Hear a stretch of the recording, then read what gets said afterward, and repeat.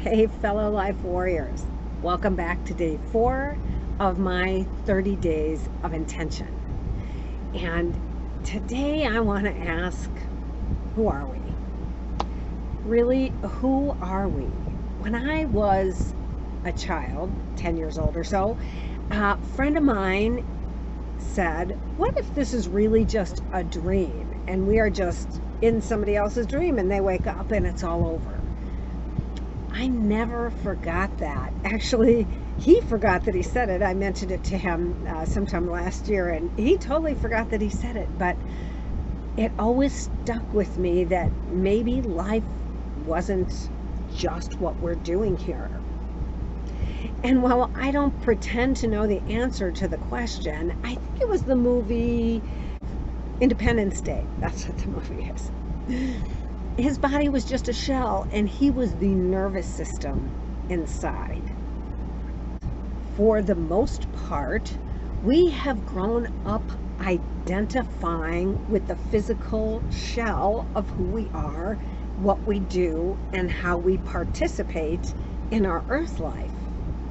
Instead of recognizing, even though we know consciously that when we pass on, when we die, our body dies, but most of us recognize that our energy continues, we still identify ourselves while we're in the body, as the personality, as the job, as the profession that we have walked on this earth life.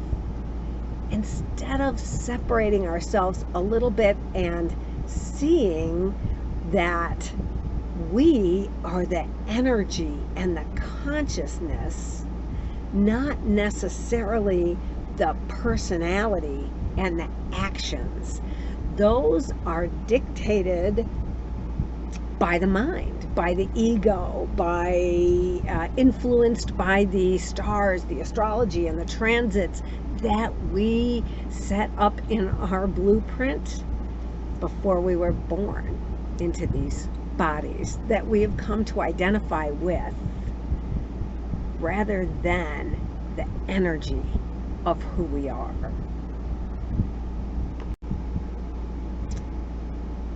So during these incredible astrological transits that are happening, we are being called to, I hate to use the cliche, wake up, to start to become conscious of our consciousness versus the life experience that we're having.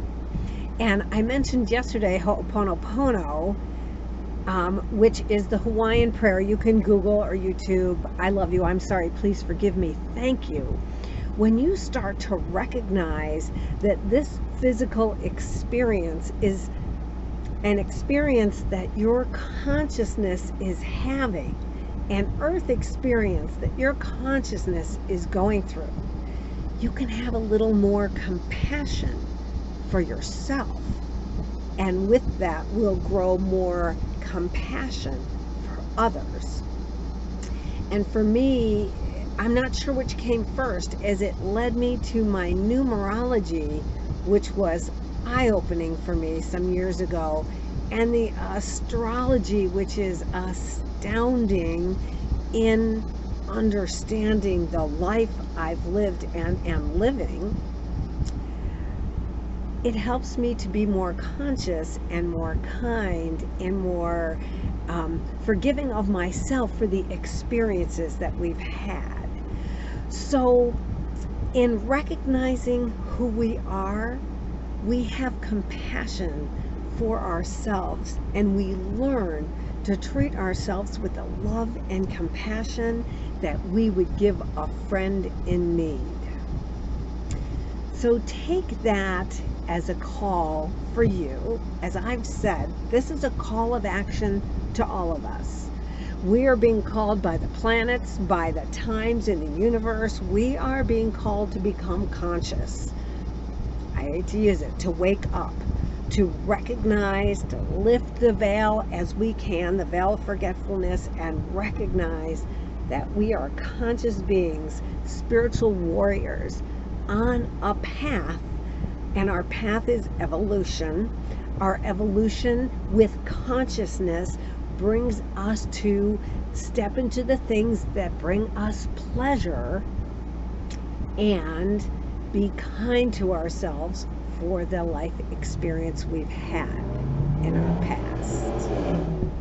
Let's see what the cards want to give us today. So while I'm shuffling, feel free to take a few deep breaths and connect with the cards for messages for you.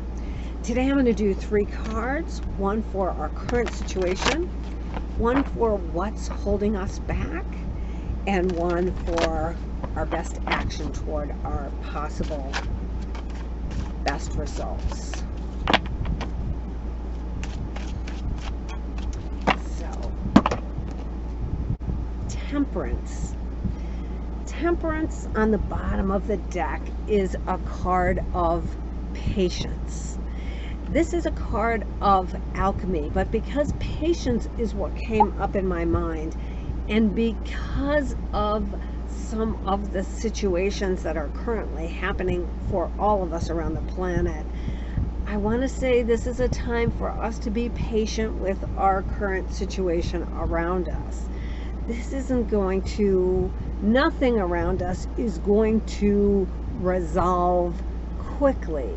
So this is our time to keep our focus on the things that we can control, where our own energy goes. All right, our situation,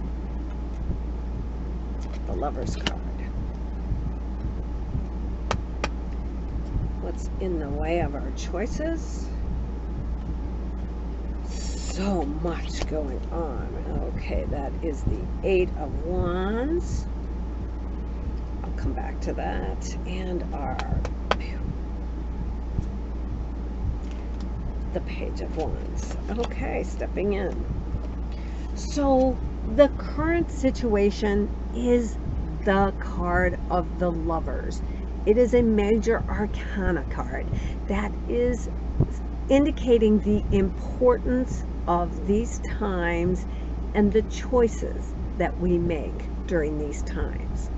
The Lover's card is often considered a card of romantic love, but truly the Lover's card is a card of choice. It's a choice of our focus and how we make our decisions based on our more earthly desires or the knowing of what is our higher self's path. And what gets us in the way of that is our earth life. So many things happening, especially now in this time of turbulence all around the planet. It is distracting with so much happening. If you're a parent and you have kids going back to school, or if you're in a place where they're having shutdowns again because of the pandemic, there are just things everywhere. This is an unstable time, and I am so sorry to say Uranus and Saturn squaring off these new moons in Aquarius. This will continue to be a rocky time with a lot of stuff happening, which means that we have to choose, and whatever we want to choose is fine, or we can choose just to be unconscious and move forward out of habit. This is our time to wake up into the choice, because our desired action, the Page of Wands, look at him speaking. Our action is to step into our purpose, to share with others. The wands are our passions. I've talked about that before. This is our time. If you're watching my videos or any of the type of people that I watch, then you are being called to share what you have with others around you. This is our time to use the gifts that we have been given in order to create a community that shares a connection in light, a connection from the heart, that you're sharing what you bring into this earth life with you. So let's pull, let's pull, I'd already shuffled this deck. The Hierophant. So as I was just saying, this is emphasizing the need for us to use what we've been given, use the things that we know to be true and our passions to share with others and help others recognize that life is more than the habit of who we've become. And this is our time to open our eyes a little bit and recognize that we can, as Deborah Silverman says, be the adult in the room in our own thoughts and make the choices that are best not only for ourselves, but for the collective of humanity.